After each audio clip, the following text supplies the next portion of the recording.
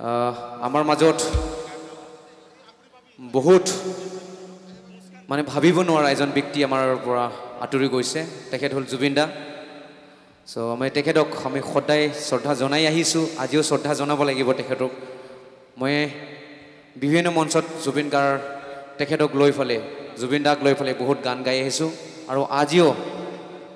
মই 90% জুবিন দাৰ গীত গাম বেয়া নাপাব আপোনালোকে দেই মই 90% জুবিন দাৰ গীত গাম বড়ো হ'লেও জুবিন দাৰে গীত গাম অসমীয়া হ'লেও জুবিন দাৰে গাম আদিবাসী হ'লেও জুবিন মানে যি ভাষাত আছে জুবিন দাৰ হিতুকে মই গাম বেয়া নাপাব দেই আপোনালোকে অনলি ফৰ জুবিন দাৰ গীত গাম আজি জয় জুবিন দা জয় জুবিন দা কাৰণ জুবিন দা মোৰ হাৰ্টত সোমাই আছে কাৰণ মই আজি এইখন মঞ্চত থিয়া হৈছোঁ স্পেচিয়েলি জুবিন দাৰ কাৰণে কাৰণ জুবিন দাৰ গীত শুনি শুনি চাই চাই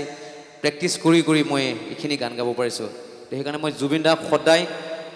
মোৰ হিৰে হিৰে সোমাই থ'ব মই বিচাৰিছোঁ আৰু এটাই কথা ফুকন বড়ো যেতিয়ালৈকে গান গাব